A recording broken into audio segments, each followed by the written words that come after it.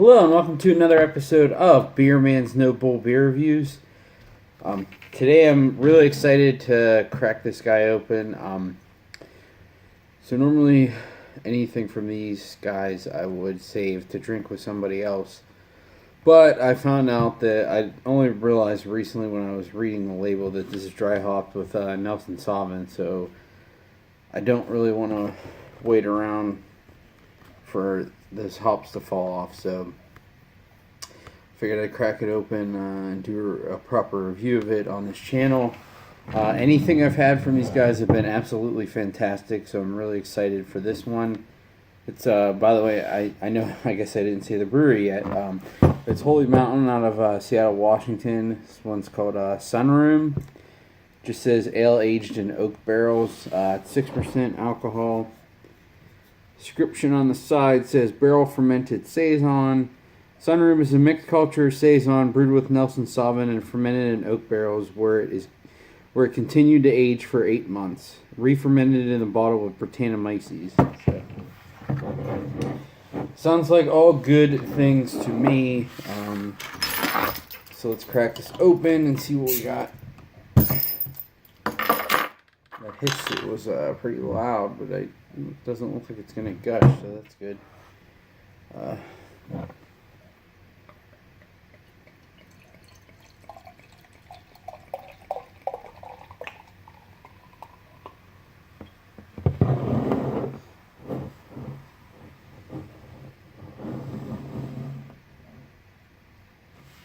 Wow. So, I mean, that looked like it was really carbonated based on the hiss of it and just the way it poured. And you saw, like, it was fizzing and then it was gone. Like, the carbonation is just gone. Which, I mean, we'll see how it affects the beer. But I don't honestly don't usually care about the look of things for the most part. But as you can see, it's a darker golden color, slightly hazy. You can't really see through it. But it's, it's not cloudy. But, yeah. So, let's see what it smells like. Oh my gosh. So, I admittedly have not had any of their stouts and or, like, Hand of Glory. No, that is a lie. I did have, damn it, I can't think of what it's called now, but the Baltic Porter by them that was aged in third use bourbon barrels, which was absolutely fantastic. I can't remember what it's called now. But everything else I've had from them has been, on the Saison Sour Wild side. And they've all been great. And I mean, to say that this is on the level of Hill Farmstead is like... is stupid because sometimes, like, the couple things I've had, I might even like them better.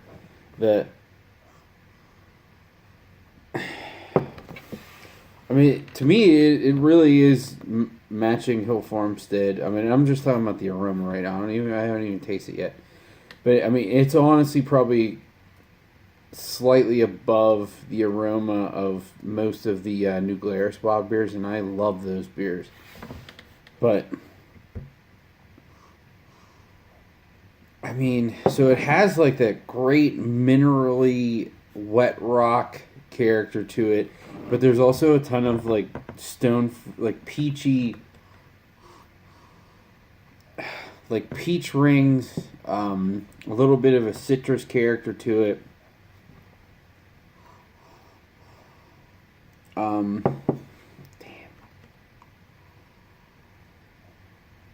It's just really, really, like, earthy, like, I don't know, it just smells like well water, like, I think it's that wet rock thing. Oh, man, that smells so good.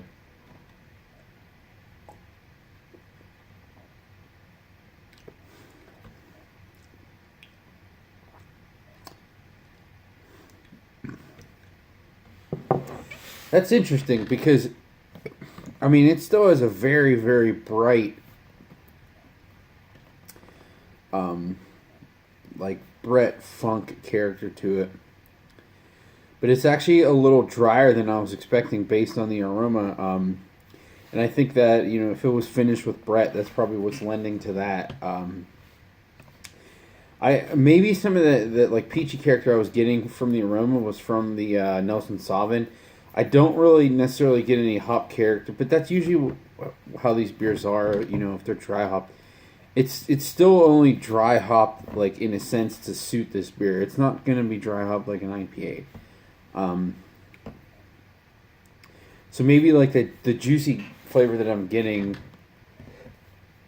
excuse me, like that bright, just like lemony, juicy character that I'm getting might be from the hops a little bit, but I'm thinking it's more from the beer itself. I mean, it's not quite to the same level, but honestly, the complexity of the aroma on this is close to Dry Fontaine Cantillon Lambics, in my opinion. Like it has all of that great American wild ale notes, but it also has a legitimate, like, I don't know, damp basement cheesy funk to it too that Lambics have. That is so good. I think I'm just gonna start trading everything to get like these random Saison bottles from these guys, because they're absolutely fantastic.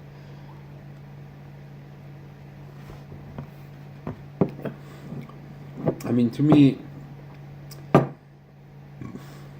this is on the same level as like the Catalyst from Oxbow.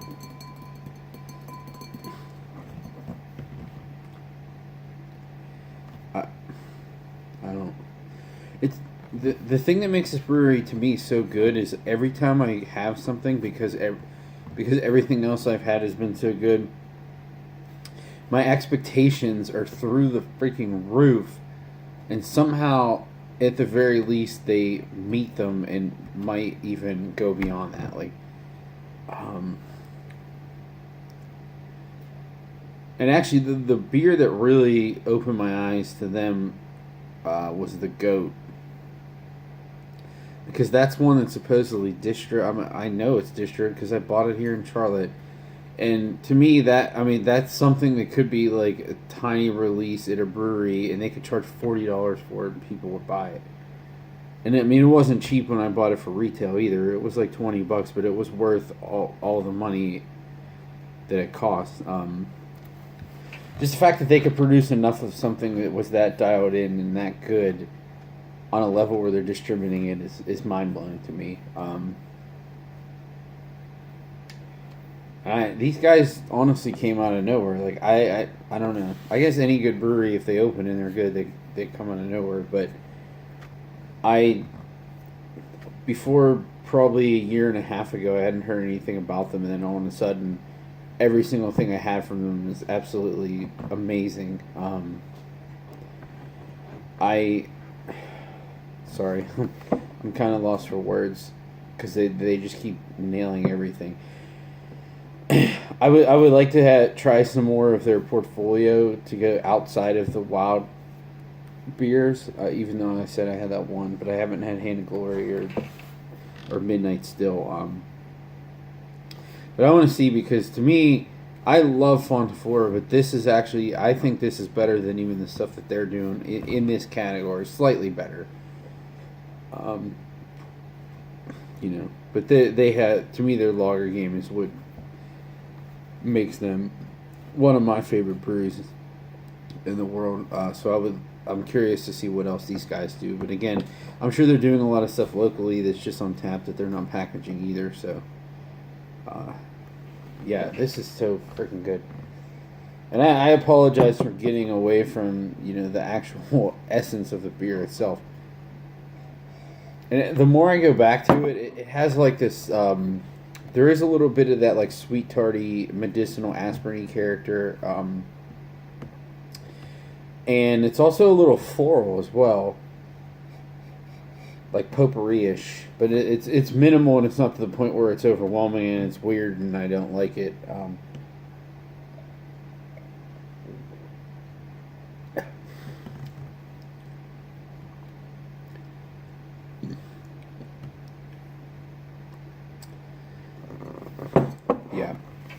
I mean, honestly, these wild beers that they're doing are right up there with Hill Farmstead in my opinion. Um, and Hill Farmstead and New Glarus to me are like the two that are they're just my favorites. There's other ones I really like I like Fanta a lot. Fanta does do a lot of saisons, which I really appreciate. But like Casey's is really good, but all they just do the fruited sour stuff, and they're just pretty sour and it's fruited. So I mean, it's good for what it is. But I like just these more simple grain bill saison-y type sour beers.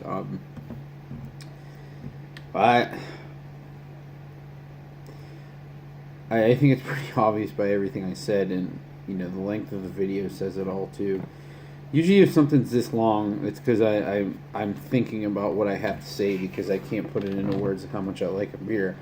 But yeah, this is fantastic. Absolutely buy this if you can get a hold of it. Trade for it, and basically anything these guys make. If someone's offering it and you have what they're asking for, pull the trigger. Don't even think about it. They're just killing it. Everything that they're doing is fantastic. So, yeah. So I don't know if there's much more I can say about this guy. I will say that I'm glad that this is a 750 because I still have like 13, 14 ounces of drink after this class, which I do not feel bad about at all because this is fantastic and it's only 6%, which is great too. So. Yeah, I guess that's all I got on this guy. I'm gonna have to get more Holy Mountain stuff and do some more reviews. There's stuff on his channel because it's fantastic. So, yeah, please like, comment, subscribe. Let me know what you think. And I look forward to doing the next one. Thanks.